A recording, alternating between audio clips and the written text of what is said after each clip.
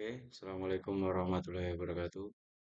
Perkenalkan, nama saya Muhammad Efri Saputra, Rekayasa Perancangan Mekanik Angkatan 23 dengan NIM 4402236 Di sini saya akan menjelaskan tentang rangkuman dari kuliah umum pada kemarin, tepatnya di bulan September ini. Untuk yang topik pembahasannya itu ada holistic product design, process challenge, and best practice. Eh, kita selanjutnya, untuk isinya itu yang pertama yang saya rangkum itu adalah dasar-dasar desain. Pada dasar-dasar desain ini ada prinsip desain produk, eh, lalu ada desain produk mekanik dan desain produk industri. Yang kedua, yang materi kedua yang saya rangkum itu adalah metode penelitian yang isinya itu pengumpulan informasi dan pengumpulan referensi. Yang ketiga, itu ada proses desain. Ini terdiri dari konsep sampai ke fabrikasi dan pengujiannya dari produk tersebut. Yang keempat, itu ada tantangan modern yang isinya itu keberlanjutan dan strategis pasar. Nanti akan saya jelaskan tentang apa aja sih isinya dari keempat poin ini yang saya rangkum dari kuliah umum kemarin. Oke, yang pertama itu ada dasar-dasar desain. Apa sih itu desain? Desain itu adalah proses merencanakan dan menciptakan produk agar berfungsi sesuai tujuannya, nyaman digunakan dan menarik secara visual. Eh, Maksudnya adalah dalam mendesain produk itu tidak boleh sembarangan, harus menyantumkan beberapa aspek yang saya sebutkan tadi, seperti digunakan bisa digunakan secara nyaman, terus menarik juga di visual agar orang yang lain lihat tuh kayak menarik begitu. Berikut ini adalah pemfokusan dari desain pada materi kali ini yang saya sebutkan seperti yang saya sebutkan tadi. Yang pertama itu ada desain produk. Desain produk itu proses merancang suatu barang itu untuk memenuhi kebutuhan pengguna yang tujuannya itu membuat nyaman dan aman saat digunakan dan menarik secara tampilan serta efisien dalam proses produksinya. Desain produk tidak hanya memperhatikan fungsi utama, tapi juga ergonomi, estetika, biaya, dan keberlanjutan sehingga produk tersebut tidak hanya bermanfaat, tapi juga disukai, mudah digunakan dan memiliki nilai tambah di pasar. Eh, Maksud dari desain produk ini itu adalah bagaimana cara kita em, membuat suatu produk yang nyaman digunakan oleh khalayak umum dan menarik juga serta ramah dalam kantong gitu atau bisa disebut murah. Terus juga ergonomi. Maksud ergonomi itu adalah ya seperti terhubung dengan kenyamanan tersebut. Terus soal estetika itu terhubung dengan menarik secara tampilan gitu. Oke, selanjutnya itu ada eh, desain industri. Maksudnya desain industri itu adalah proses merancang produk yang menggabungkan fungsi, estetika, dan kemudahan produksi massal agar sesuai dengan kebutuhan serta pengalaman pengguna. Maksudnya ini adalah kayak seperti desain industri kan tidak tidak hanya memproduksi satu atau dua barang saja setiap sekali produksinya itu eh, karena desain industri ini digunakan secara massal atau dalam proses pembuatannya itu langsung banyak begitu. Terus tujuannya masih sama, yaitu mempertimbangkan ergonomi, biaya, daya saing, dan serta siklus hidup produk dari awal pembuatan hingga akhir pemakaian. Desain industri ini bukan hanya tentang membuat barang bagus, tapi bagaimana barang tersebut berfungsi dengan baik, menarik, nyaman, murah diproduksi, ramah lingkungan, dan disukai pasar. Oke, yang selanjutnya itu ada desain mekanis. Desain mekanis itu adalah proses merancang, menganalisis, dan mengembangkan sistem atau komponen mesin agar mampu bekerja sesuai fungsi dengan aman, kuat, efisien, dan dapat diproduksi. Eh, di sini ada beberapa aspek yang perlu diperhatikan dari desain mekanis ini, yaitu fungsi teknis, yaitu digunakan untuk komponen dirancang untuk melakukan tugas tertentu, misalnya transmisi daya, menggerakkan beban, atau mengubah energi. Yang kedua itu kekuatan dan keamanan. Yang ketiga itu adalah pemilihan material. Kenapa dalam pemilihan material ini perlu sekali untuk diperhatikan? Karena dalam pemilihan material ini tidak boleh sembarangan. Ini harus menyangkut sifat mekanik yang kuat, ulet, tahan aus, dan tahan korosi. Kalau pemilihan material sembarangan, itu akan berdampak dari barang ini atau komponen mesin ini tuh bisa cepat aus atau rusak begitu.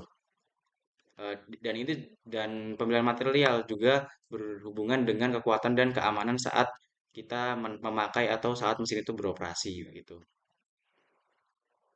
Lalu yang berikutnya, isi dari desain mekanis itu tentang efisiensi energi, keandalan dan umur pakai, dan standarisasi produk. Efisiensi energi ini nih sangat diperlukan karena ini menyangkut juga untuk umur pemakaian dari produk ini. Karena kalau tidak diperhitungkan untuk efisiensi energi ini, itu akan eh, berdampak juga ke anggaran biaya untuk perawatan mesin ini. Oke, yang kedua itu metode penelitiannya. Itu yang pertama adalah pengumpulan informasi.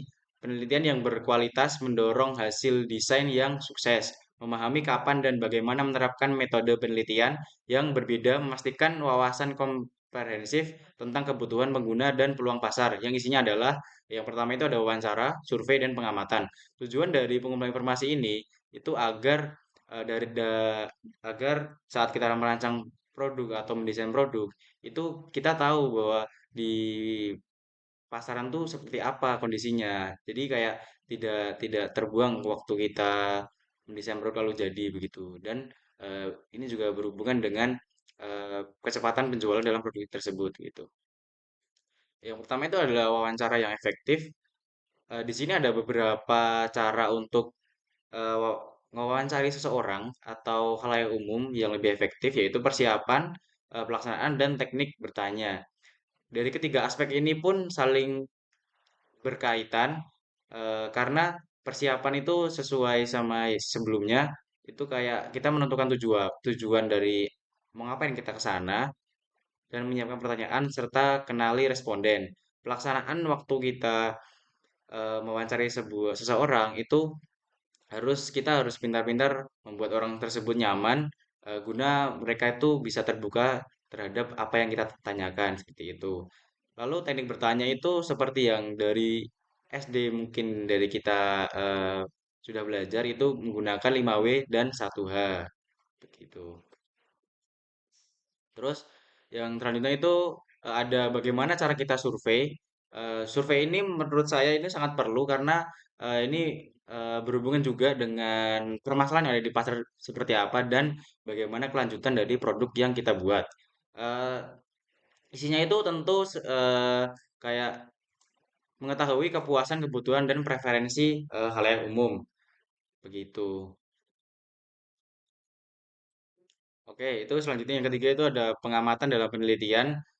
eh, Tujuannya itu seperti yang awal tadi, ingin para pengguna itu memakai produknya dan melihat juga kondisi kerja atau alur proses. Lalu eh, pengamatannya itu seperti yang ada teks ini, itu objektif eh, dan mengamati perilaku kondisi atau proses tanpa menambahkan opini pribadi. Oke, yang ketiga itu ada proses desain. Di sini pada proses desain itu ada tiga aspek. Eh, yang pertama itu adalah konsep, yang kedua fabrikasi dan pengujian. Isi dari ketiga aspek ini lumayan cukup jelas seperti yang saya tampilkan dan selanjutnya juga. Itu yang pertama ada identifikasi kebutuhan. Ini juga menentukan masalah atau peluang, mengumpulkan informasi dari wawancara, survei, observasi, dan preferensi. Yang kedua itu ada penrumusan konsep, membuat ide-ide awal atau brainstorming. Yang kedua itu membuat sketsa, diagram, atau model awal. Yang ketiga itu menyaring ide yang paling sesuai dengan kebutuhan. Selanjutnya itu ada desain awal atau preliminary design.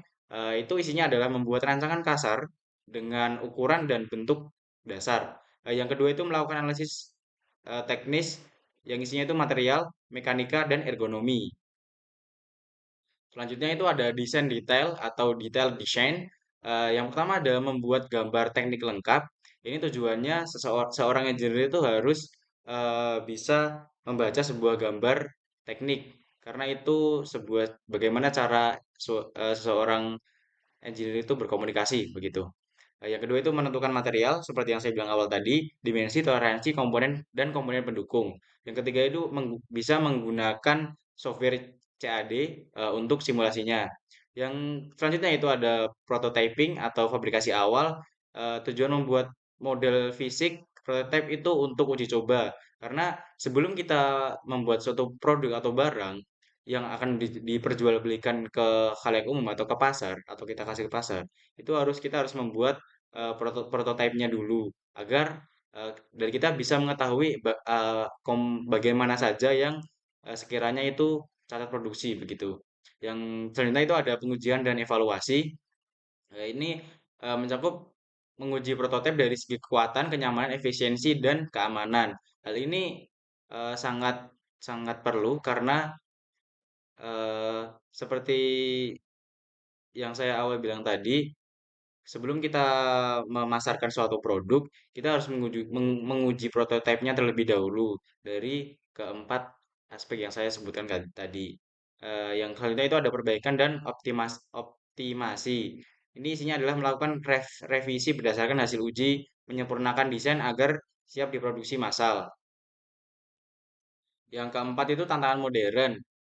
Isinya itu ada keberlanjutan atau sustainability. Isinya adalah tekanan untuk menghasilkan produk yang ramah lingkungan, mengurangi pengguna material berbahaya, mengoptimalkan efisiensi energi dalam proses produksi, menerapkan prinsip reduce, reuse, dan recycle. Yang selanjutnya itu mempertimbangkan siklus hidup produk dari bahan baku hingga limbah. Eh, Tantangan modern untuk keberlanjutan ini sangat harus diperhatikan karena eh, ini juga eh, terhubung atau menyambung ke permasalahan sampah yang ada pada sekarang ini. Makanya pada poin ini ada kita harus menerapkan prinsip reduce, reuse, dan recycle. Atau bisa dari kita harus mempertimbangkan siklus hidup produk dari bahan baku sebelum produk jadi hingga produk itu menjadi bahan limbah seperti itu. Ya, selanjutnya itu ada strategis pasar atau market strategi. Isinya adalah persaingan global yang ketat, produk harus berbeda atau differentiation. Yang kedua itu adaptasi terhadap perubahan tren konsumen. Yang ketiga itu ada keseimbangan antara biaya produksi dan nilai jual produk. Yang keempat, inovasi desain agar tetap relevan dengan kebutuhan pasar. Yang kelima, memperkuat branding dan identitas produk. Sekian mungkin itu eh, pemaparan PPT pada tugas resum kuliah umum pada bulan September ini. Dari saya, Muhammad Efir Saputra. Terima kasih. Wassalamualaikum warahmatullahi wabarakatuh.